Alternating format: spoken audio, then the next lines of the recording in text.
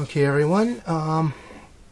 Testing out my new microphone here. That I'm going to picked up to bring to conventions.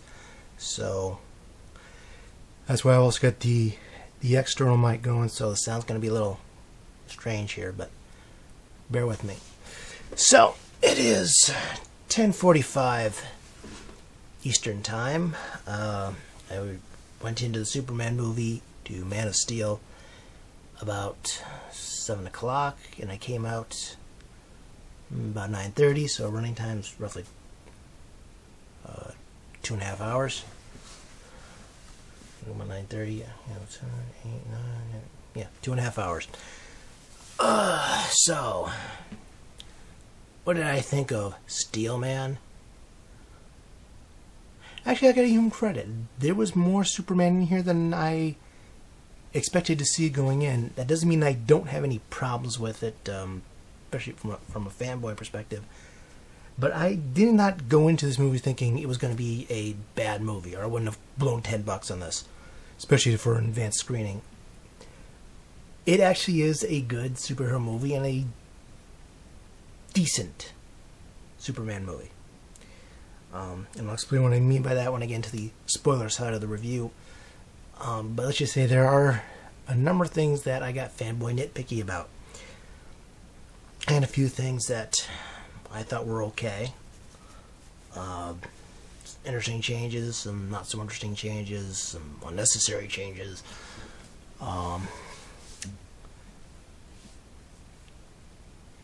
Let's see. Non-spoiler stuff. Well, I suppose I could discuss... Well, actually, there's one thing that I want to get at that I saw in one early review, or part of an early review. Somebody had said that these special effects, he wasn't impressed by them because they didn't do anything new and different. Who cares? Dude, the special effects, you're not going to see Independence Day or some other special effects movie. You're going to see a Superman movie. The story is more important. The special effects worked and told the story. That's it. That's all. I'm happy with that. I am happy with the effects in the movie. I thought it was well done. I thought the the ship designs are kind of... Why? Some parts of it worked. Some of the ships worked. Some of the ships... I don't understand what these little thingies at the bottom were supposed to be doing. The Jor-El's rocket was... Or Kal-El's rocket was overly designed. Yeah.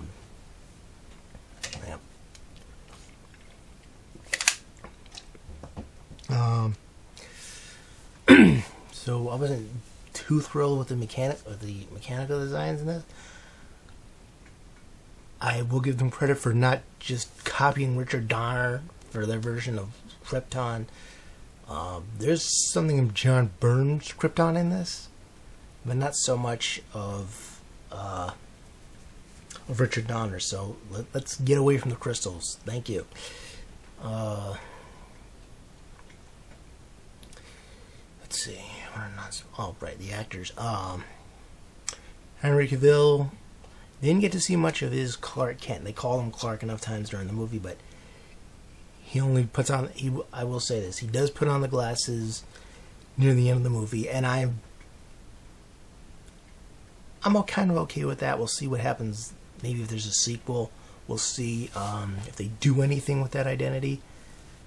So we'll say it does happen, but don't expect to see it at any point in the movie. It's like all the Superman stuff happens, and then we get Clark Kent, the reporter, which to me is kind of the opposite of how it should have done. But that's the only fanboy thing with the spoiler, because it made me feel better a little bit. Like, okay, that's in there. I'm good. But Cavill as Superman does a great job for the story that was written, and he's not a bad Superman in his own right. Maybe with a better costume.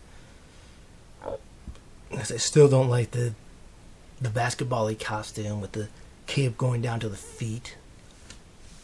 I thought that was unnecessary. Yes, is put a little more design in the S they needed to be in. There's got to be some backstory for the S instead of, Martha came up with... Because everything lately has been, if it comes from Krypton, it's got the S symbol on it, or it's supposed to be some family crest. Instead of John and Martha came up with it because they thought it would look nice on his suit, make a nice symbol, or Clark came up with it because he wanted to make a nice symbol. No, it's Kryptonian design. I don't know. Well, Superman does not need everything branded like Batman does, but that's being a little over nitpicky. Let's see what else. Amy Adams did a great job, a fair job with Lois Lane. She's not going to go down as my favorite. I'm actually starting to lean toward Noel, I forget which way it goes, but she played Lois in the serials, and then later in the later episodes of Adventures of Superman. So I think maybe she's my favorite Lois Lane, but Adams does a fair job. Let's say that. A fair job as Lois. Testing the mic. Let's see what else. Let's see. Too many ums. This is what happens when you don't have a script. This is why I started making scripts.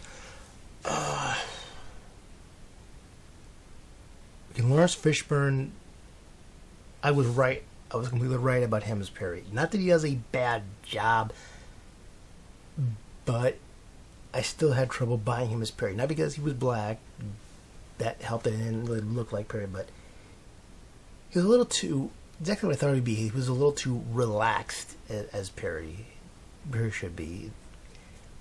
The personality was the compassion there was there. The news editor person was there, but I don't know. He just wasn't. I don't know if rough is the right word I want to use, but he was a little too relaxed as Perry. So I wasn't too thrilled with his role, but I don't think because my brain just cannot lock him as Perry White. I'm sorry, I just couldn't do it. And if they do make a sequel in this continuity, he's going to be Perry White. So I'm just not able to accept him in the role. I'm sorry. I'm too invested in this multiverse, in this continuity, to the mythos, to look at him, watch him perform, and say this is Perry White. I just don't see it. I just don't see Perry White. No offense to Lawrence Fishburne, great actor, he does a good job in the role. I just didn't buy him as Perry White. Let's see, what else? I forget who did Martha, because even though she's an important supporting character, she didn't get a whole lot of press. Jonathan, of course, got a bit more press, and I'll get into that in the spoiler side. I gotta say, Kevin Costner really did a good job as Jonathan Kent. I thought he did a fantastic job, but he didn't get a chance to really do much with it. And like I said, I'll get into that in the spoiler side, where all of my angry fanboy rants are gonna show up, just as a warning to you. But he really did a good job as John Kent. I'm blanking on who played Zod in this movie. Because he's not an actor that I've seen in a lot of productions that I've been into. And I'm sorry, I'm just one of those old fogies who just can't get over Terrence Stamp as Zod. Stamp nailed the role of Zod so well. I just don't think anybody's really going to be able to take out to it, but I had trouble with this version of Zod. I just wasn't as threatened by him as not him as threatening as I thought he should be. He seemed more like a soldier than the leader of a coup.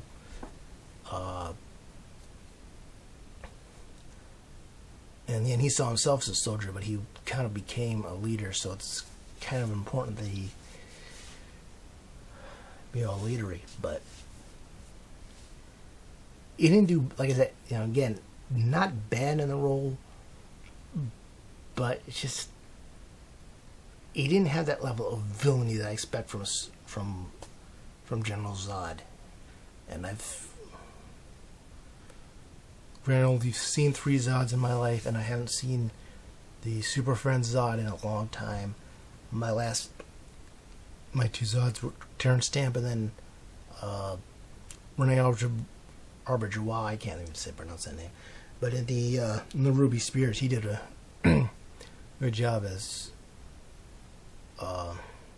Zod, but he also played Darkseid in Super Friends, so he knows. He's really pretty good playing a hero role in a villain, a good guy or a bad guy. So but I had trouble buying him as Zod. The way they wanted us to see Zod, I just didn't see him as menacing as as I think they wanted him to be. Somebody else, maybe they did. Like I said, he wasn't bad, but he wasn't as good as he should have been, as Zod should have been. And I don't think I don't know. They listen. A lot of these things, nobody was bad in this movie. Fanboy rants aside, nobody was bad in this movie, but Perry White and General Zod just did not stand out for me. I like the military. The military guys were actually done right. They weren't praised. They weren't vilified. They were the military, and that's nice to see in a Hollywood production. Some directors just bow down at the military, and some just want to hate on the military. I have military background in my family. I have family who served, and so I have a lot of respect for the military. So it's nice to see them done right, and I very much appreciated that. They weren't the awesomest things ever. They weren't the enemy. They were as the military should be portrayed. Every one of the soldiers,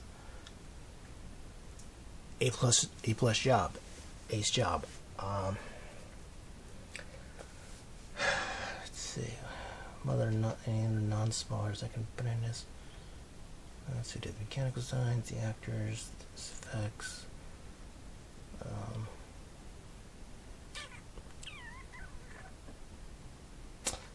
No, I think that's all I can discuss. Without spoilers. So we're gonna go spoilers. So Man of Steel, again, not as bad a Superman interpretation as I was expecting. But still has a number of flaws at the beginning. Same for the spoilers. But it's not. You're not wasting your money seeing this movie.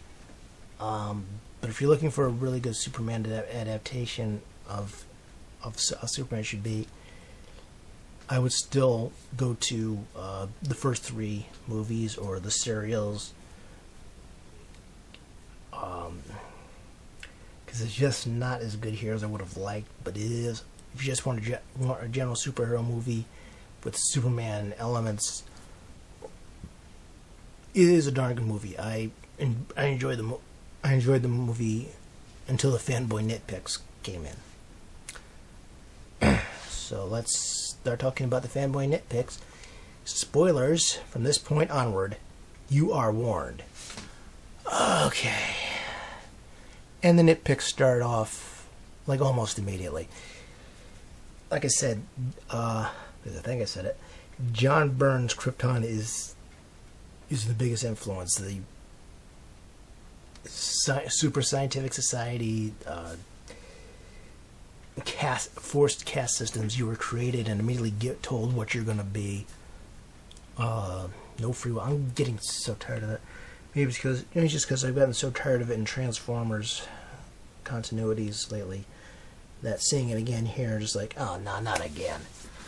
Because I don't know if this is a running thing now, but I am starting to gotten tired of it already, and now here it is again in Krypton, in Superman.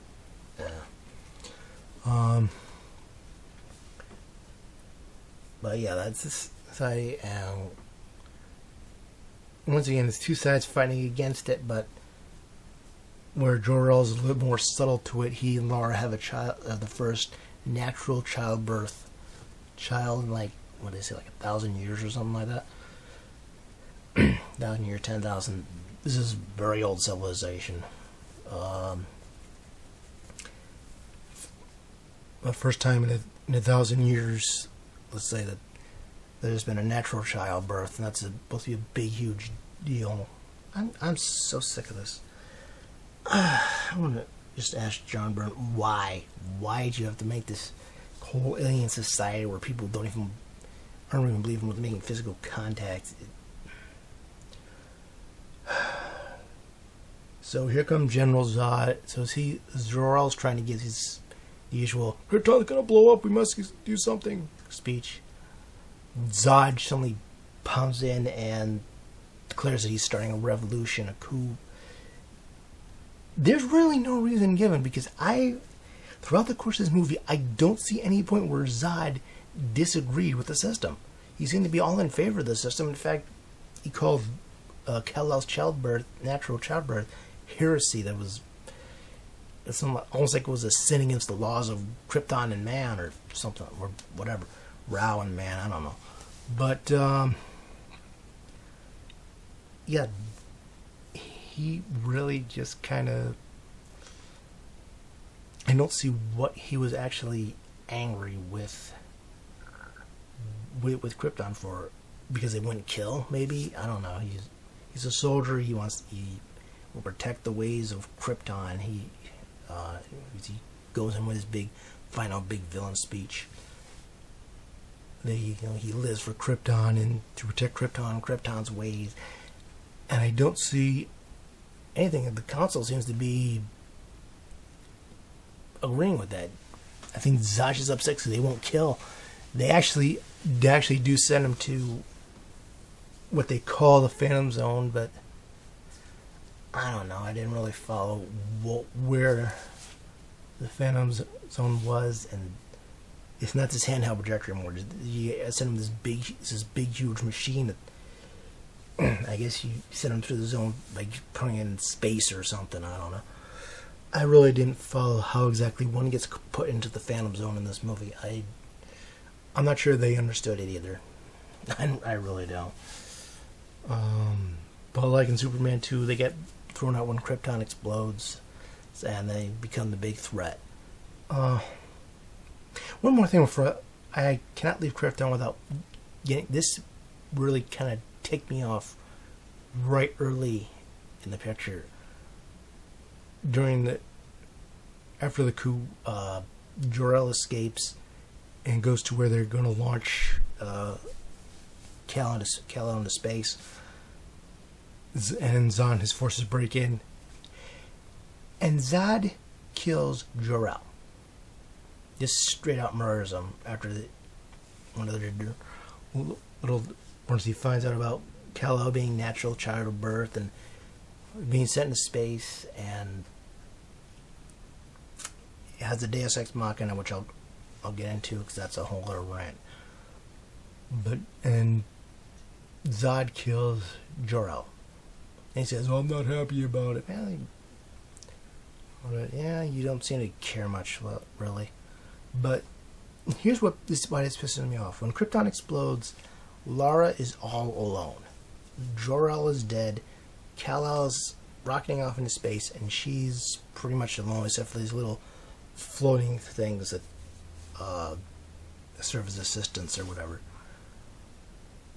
And here's why it pissed me off, because that's one of the most moving moments of the Superman origin story, is Jor-El and Laura standing there together,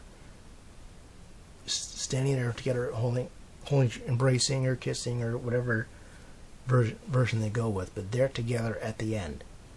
It's kind of romantic and sweet, and it's just tossed aside so we can have Zod kill Jor-El because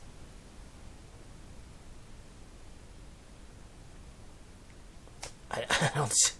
There was no reason that they had to throw that in there. When Krypton exploded, Jor-El and Laura should have been together at the end, being there together when Krypton goes. That's just one of my favorite moments of Krypton's explosion, is seeing these two so in love at the end, just satisfied with being together. And that's just tossed right out the window for no apparent reason.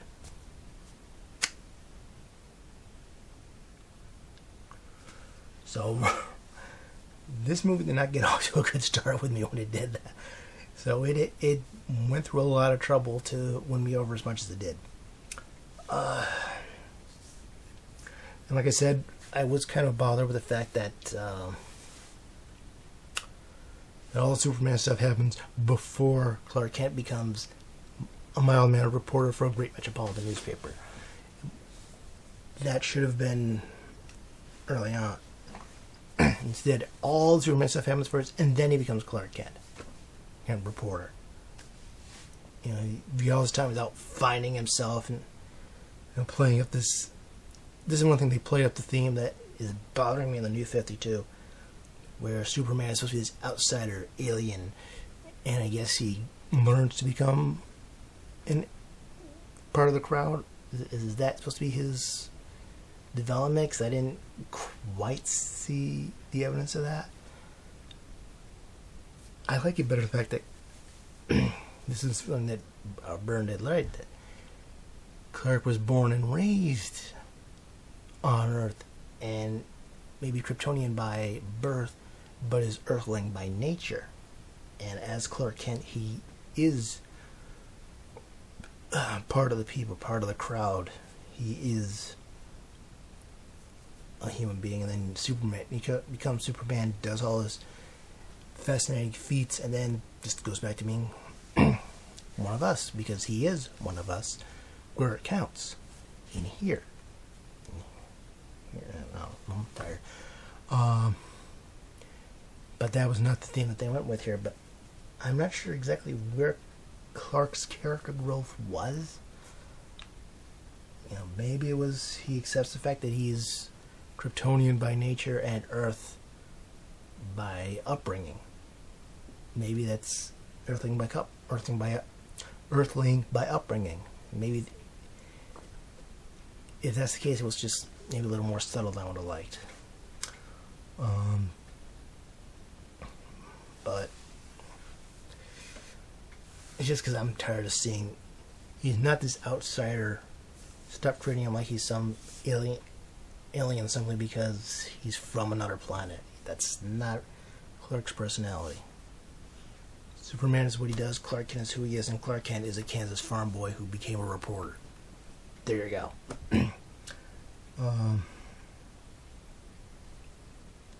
I guess Lois is the only person who knows Clark Kent is Superman, so... And they have a romance. You have no 52. So... yeah, on that. Something I should have put on the non-spoiler side. There is a bit of cursing in this movie. So it's a little question more bringing your kids to see this, but you know, there's your A-wipes, your A-holes, your D-weeds, your... Actually says, yeah, at one point the general gets mad at Superman, he goes, "What's the effing idea?" And he actually is effing, not the curse word, so... So I'm not sure if you call it mild swearing or not, but it's kind of rare. But there is one moment where Clark is still getting odd jobs, running all over the place, and he's working at a diner or something, and some guy gets fresh with the waitress, and he's like, Clark's trying to not pound him through the wall, and so he ends up having to just leave. But as the guy goes out, his truck is like hanging up from power lines or something. I couldn't remember sure what he did to the truck, but couldn't tell. But it was something pretty bad, and that felt wrong to me because Superman doesn't really do revenge. He's not supposed to be a revengeful person. So that was some people's problem with the scene in Superman 2 where Clark goes back to that other diner and deals with the other trucker.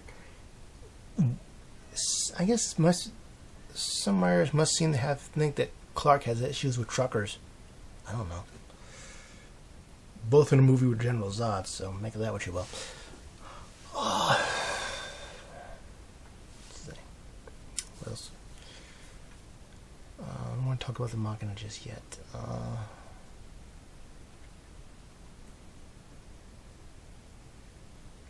No, let's talk about the. Let's talk about Jonathan Kent a bit more. That's what we'll do. Jonathan Kent, because this is my biggest gripe right now in how Superman's origin story is told, is that Jonathan Kent dies and then leaves Martha a widow. So that's like that's the second widow in this movie, just in case you're keeping score.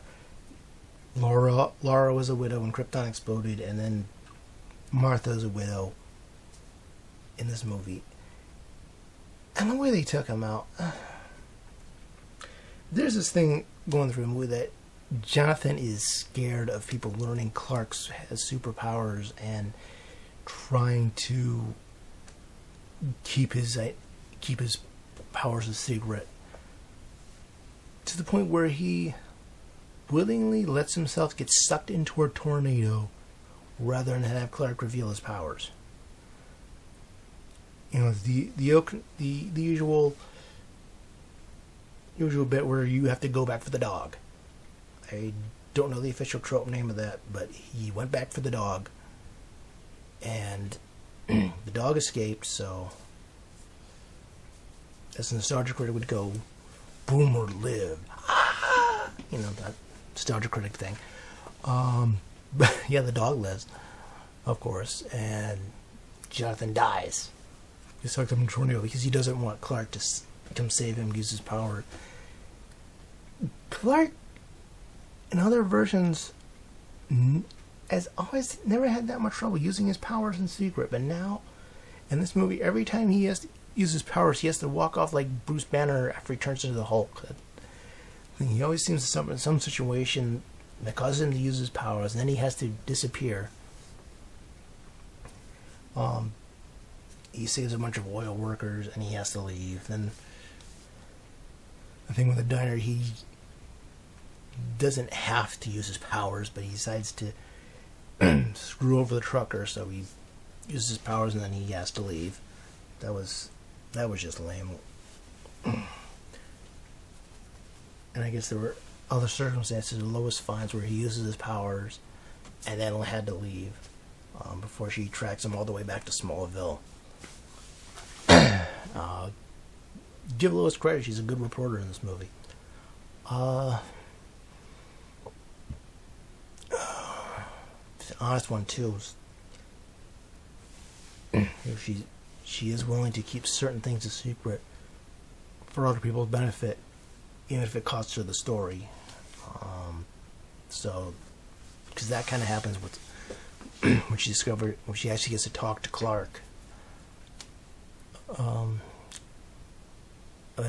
and he tells her the story of how Jonathan died to keep his secret. Still hate that. And here's why that bothers me so much. Martha being a widow, this is becoming a thing lately. It happened in Smallville. It happened just before Flashpoint in the New 52, I think they're both dead in the New 52. I don't know who died first. But when Jonathan and Martha originally died in continuity, they died together. They were both victim of points, but it always seems to be Jonathan dies first. Superman father, Earth father, his adoptive father, dies first. And in this movie, his natural father dies first.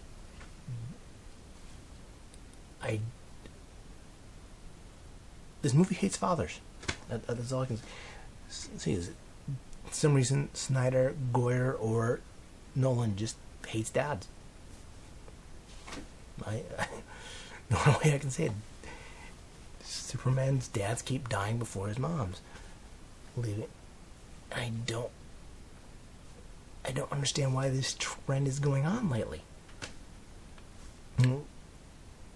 Jonathan, why is it Jonathan dies and Martha has to deal with being a widow?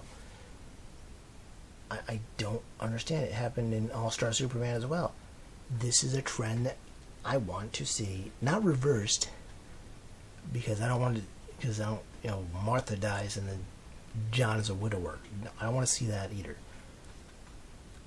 I guess I just don't want to see them die.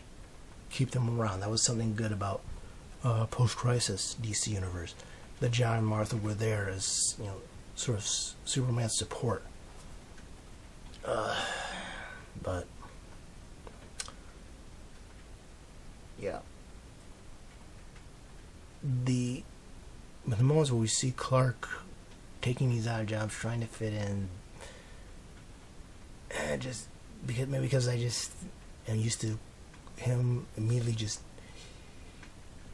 being drawn to being a reporter, that it throws me off. But he's essentially, just clicked in my head. He's essentially doing what Bruce Wayne did in Batman Begins. Only Bruce was doing it to learn how to be a better Batman, and Clark's doing it to find himself. But it's basically the same bit. That they go off on this world tour to find themselves, or what it is they're doing. So they did sneak in the Batman element into this movie. That and the fact that the only time sunlight shows up is a plot point. Because Superman needs sunlight. It's not symbolic, it's not metaphoric, but otherwise it's like cloudy days all around. There's not too many Sundays, all looks cloudy, all the time. Even in the flashbacks, I like the way they use the flashbacks to tell Superman's or Clark's early days, rather than just going through the whole Clark Kent the early years like the Richard Donner Superman movie did. I like how they're telling how Clark learned to control his powers, how he learned who he was and where he came. Not the full story of where he comes from. He learns that later when he finds an ancient Kryptonian ship that happened to crash on Earth in the days when Krypton used to go out into the universe and expand and stuff, and then they kind of decided they didn't want to do that. Around the same time they decided sex was bad.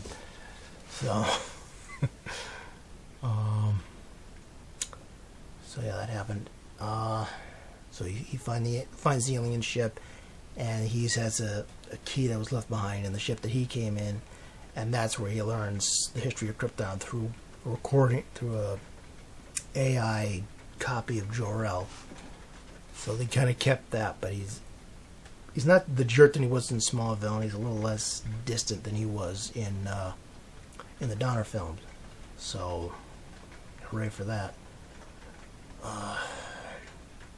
But he tells him pretty much the whole backstory of Krypton, and how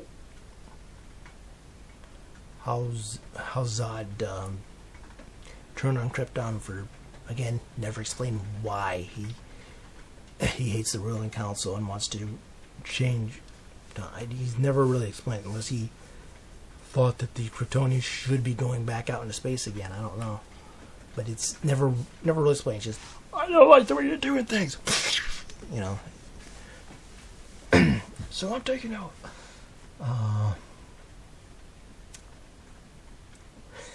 They should explain that. Let's see what else. Yeah, so too many killing of fathers and leaving widows in this movie. One thing they do stress is it's not one of those try to explain how Superman's powers work, and apparently it's a mixture of the sunlight and atmospheric conditions and the way Krypton's gravity was a bit different than Earth's. So it actually kind of worked for me. Usually I get sick of these things.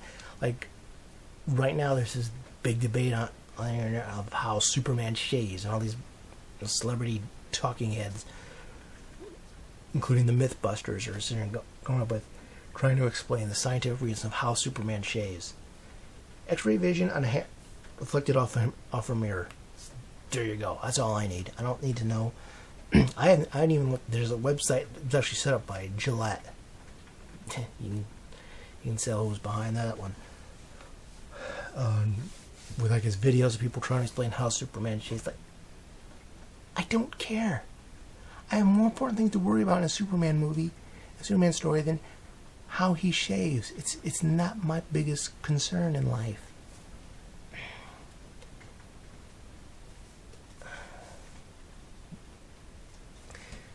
But explaining the powers here, I didn't have a problem with trying, because there wasn't just one factor that gave Superman his power. There was a number of factors. So I didn't really have a problem with it. So, points on that. Like I said, this is not as much non-Superman as I thought it would be. So that's why I haven't started calling him. I was expecting to sit through this vlog and calling him Steel Man every time I mention him, but no. Handpicks aside, I buy him as a Superman, just not my Superman. This is not the Superman movie I wanted, but I did not go into this movie wanting to hate it. I figured it would be a terrible Superman movie, but a good superhero movie. So I wanted to like this. I thought it was going to be a good movie, and it was. It just felt more Superman-ish than I was expecting. Let's see. Okay, I mentioned the caste system that they have, and here's where the Deus Ex Machina comes in. Not Deus Ex Machina. It's a MacGuffin. It's a MacGuffin. Wrong trope term. I am sorry. I'm not worthy. But this is sort of MacGuffin where you may be hearing a lot of rain right now. Is it raining big? Yeah, it's raining heavy. I had to drive back home in a downpour on the highway. That kind of scared me. So, yeah, you're hearing rain right now. There's nothing I can do about that. That might just be picked up by the camera mic, actually. I'm not going to check it right now. So, how they, in that just point of, they actually take and program these people for whatever jobs to say. This kid is going to be a scientist. This one's going to be a doctor. This one's going to be a pharmacist. This one's going to be a stripper. And no, I wouldn't be surprised if they assign the prostitutes on this planet. Oh, that's right. They hate sex. I forgot. But they program it. They don't just genetically they actually have this codec that I guess they download into the babies after it's been extracted from the womb. So they don't give birth. They just, I think they do the birthing matrix thing again. John Byrne. So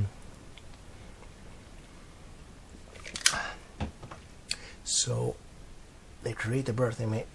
So I guess they download all the data into him somehow. I don't. It doesn't make any sense to me how this system works. All I know is the codec. Jor-El puts the codec by. It's not. I guess it's supposed to be some device or something, some hard drive or something. But he takes it and somehow downloads all that information into Clark's cells, thinking that Clark will bring in the new Kryptonians. So not really explain how this whole system works. But yeah, I guess Jor-El wanted to create the new Kryptonians, but have them get along with Earth. Jor-El's plan makes no freaking sense. You know, this whole thing is Superman is sent to Earth because of some major destiny. Yeah, his destiny is not dying. This is not enough for you. He's got to have some bigger, larger purpose. No. He was sent to Earth because it didn't want him to die, and then just happened to be a planet where he gains superhuman, be superhuman compared to the regular citizens. That's all I need. I don't need you here for a purpose. Your purpose is not being dead. There's all the purpose. Again, I don't care why he shaves. I don't need a huge purpose for why he came to Earth. I have my purpose. He's not dead. There you go. You know, maybe he does keep the Kryptonian culture alive, memories of how they lived, but here he was supposed to somehow bring forth a new batch of Kryptonians. I have no idea how this whole codec thing works, and how you program a kid to program a fetus to become a doctor or a warrior or whatever they need that week.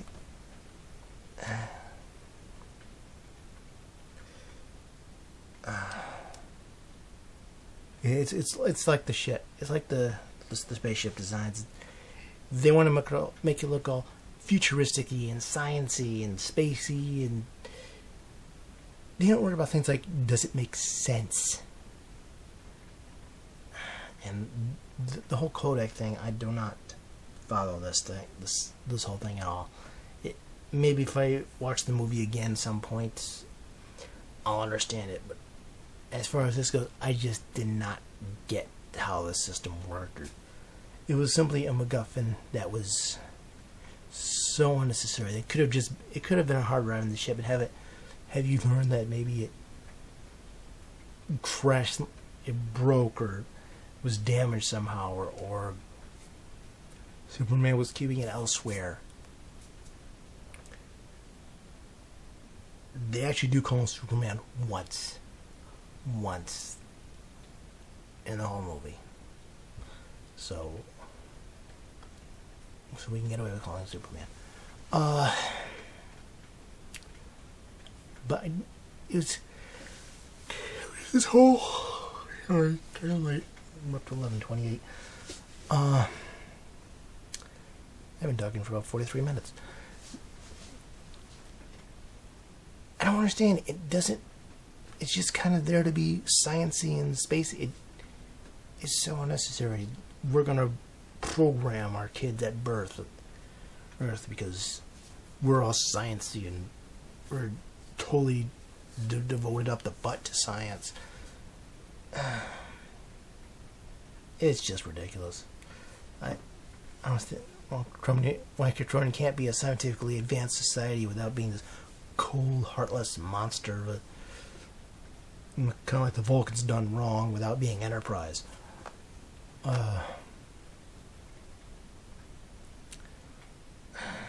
Sorry, now I'm trying to wrap my brain. Now I'm actually trying to, since I'm in review mode, I'm actually trying to wrap my brain around this codec thing, and it makes no freaking sense. None. It makes a lot of sense in the ship designs.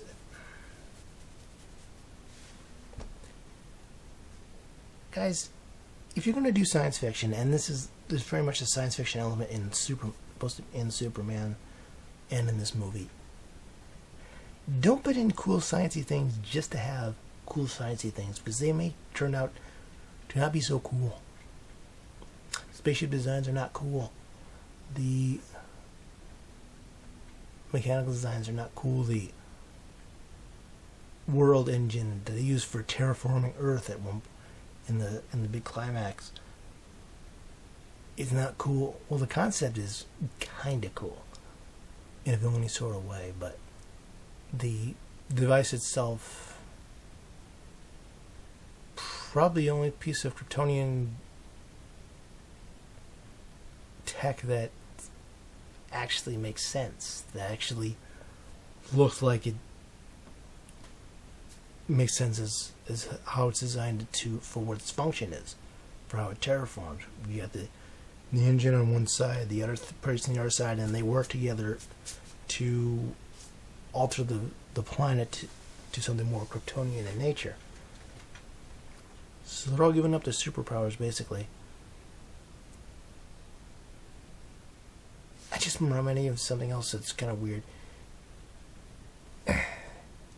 Apparently the Kryptonians can't adjust to a new atmosphere, so Superman grew up on Earth, and when he gets on the ship, he has to get used to Kryptonian air or atmosphere, or however that works. And all he has to do is just lie there and, for lack of a better term, suck it up until his body gets used to Kryptonian. What? I don't even understand how the atmosphere part worked into this. But science fiction! You're overdoing it. Okay.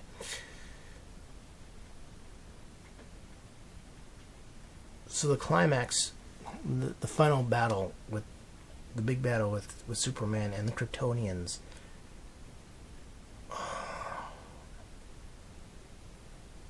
again, kind of because they wanted to shoot their load off early and immediately bring in this whole big army of Kryptonians. How do you follow that up?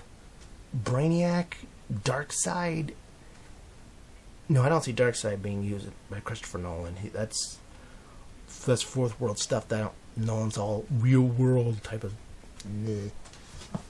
Superman's not a real world story, and that's where all my bothers were, when all the attempts to real world Superman is where a lot of my more minor nitpicks come from, and even some of my major ones. But the battle, going into the special effects, were amazing. The way they were, as the Kryptonians can't fly immediately until Zod's the only one who figure out how to fully master his new powers.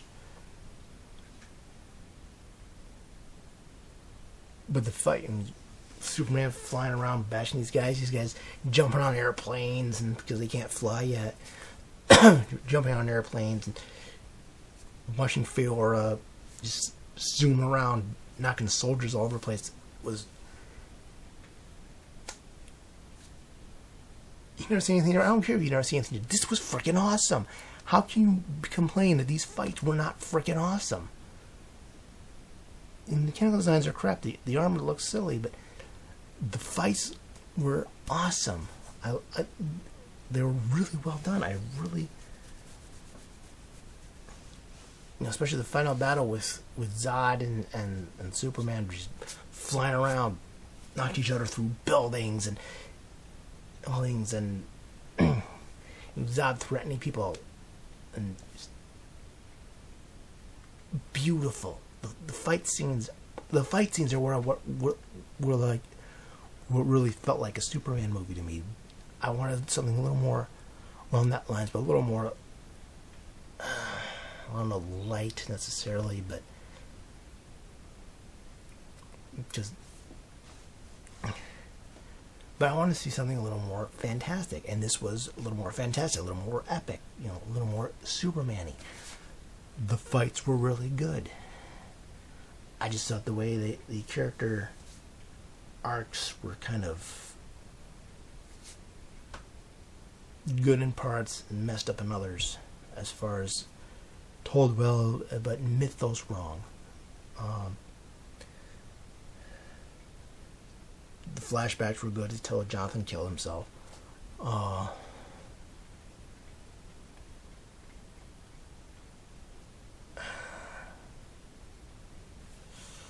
But the fight scene was really well done.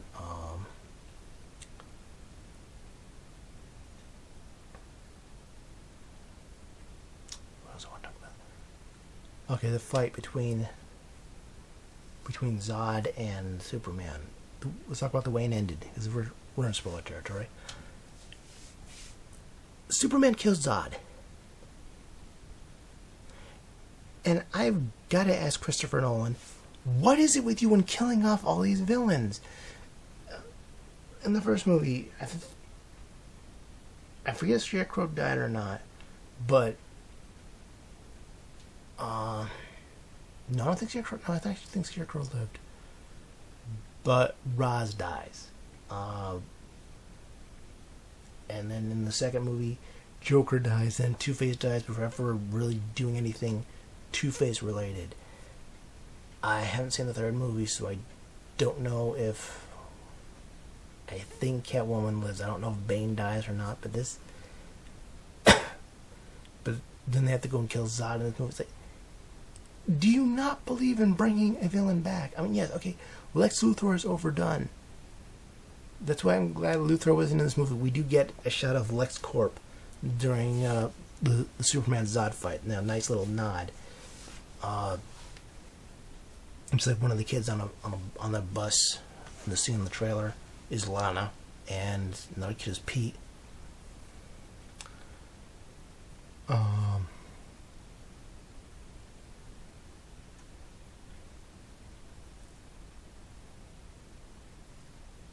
you kind of see Pete gains respect for Clark after seeing what he did. So Pete's someone else who knows Clark is Superman. I guess Lana saw what he did at the bus too, and some other kid. So that's... Lana didn't... I'd like to see Lana show up in a sequel. Lana should have been Superman 4 instead of that stupid publisher's daughter. Not a rant. But the fight ends with Superman being forced to kill Zod because he's about to kill these random people who happen to be in a building. And Superman's going, no, stop! And apparently he can't knock him aside or block his vision or push him into the ground. No. He has to kill Zod. You might think this might be an interesting moment because, you know, we don't want to see Superman killing, but again, this is all real worldy. So, part of me understands, you know, sometimes a hero does have to kill. Sometimes there is just no other option. It just seems wrong to do that in your first Superman movie. Especially when all the other Kryptonians in the movie are sent back to the Phantom Zone by essentially using Superman's ship, which has turned the Phantom Zone projector into some kind of warp drive, which I guess Zod sees and then imitates from his own Phantom Zone prison, turns that into a warp drive, and then goes running around space.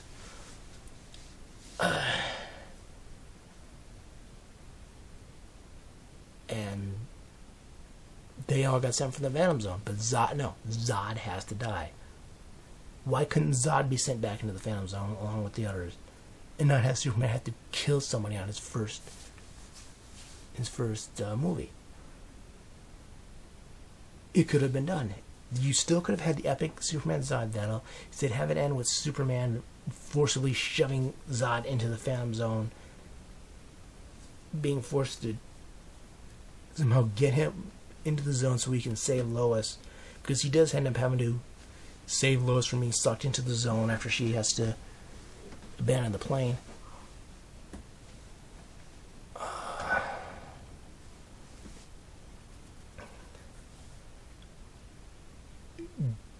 didn't have to kill Zod. You didn't. You could have kept him around for. I'm going to be the Spectre. Will he be back? Could he be back in a later movie? Could he still be a threat? No, he's dead. The other Kryptonians, could Feora now become the new threat? I don't know. I don't know if they even have any plans for the sequel. And again, who are you going to go with? Are you going to go with Brainiac? Are you going to go with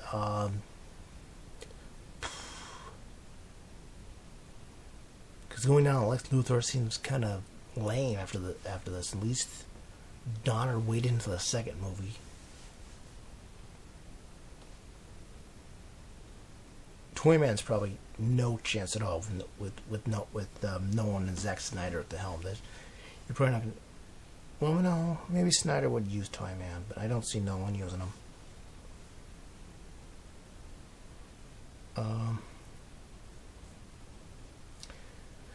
So yeah, I've got my some major fanboy nitpicks, but overall, it's well acted, well performed, well written. I went into this saying it's not going to be a good Superman movie, but it's going to be a good superhero movie.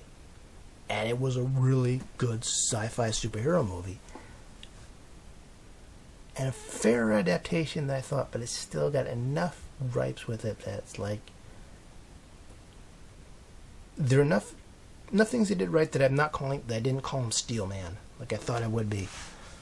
But there's still so many things that I've got wrong with this that I then can't turn around and say it was a good Superman adaptation.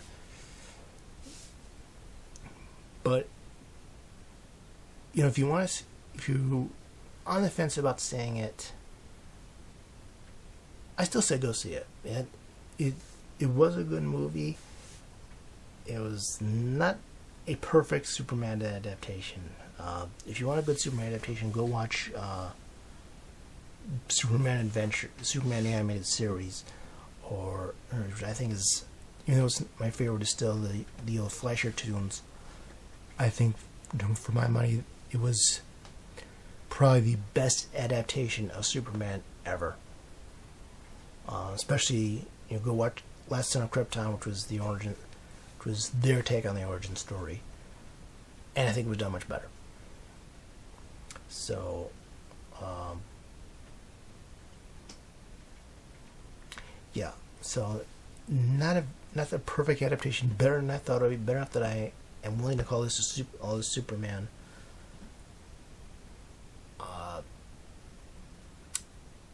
And at the same time, still have a lot of issues with it. But overall, I just say go see it. I think it was a good movie. I thought they did well acted. The special effects are great. I believed in the little too much effort put into Superman. Every time Superman fly, had to be this big explosion as he flew up in the air. Why? That was unnecessary. But beyond that, great effects, terrible mechanical designs, great effects. So yeah, overall, I'd say go see it. It was actually a pretty decent movie. So, I think you're getting bored of me going all the time and sitting here going, what do I want to talk about next? What do I want to talk about next? So, in conclusion, better Superman movie than I was expecting, but not perfect. But a great superhero movie, sci-fi superhero movie. So, yeah, I say if you're considering going to see a movie, see Man of Steel, go see it. It really was very well done.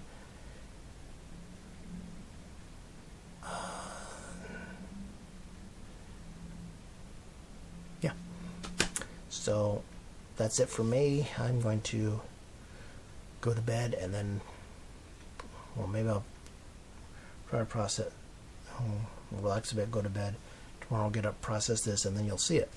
So, I don't know why I just told you that. So,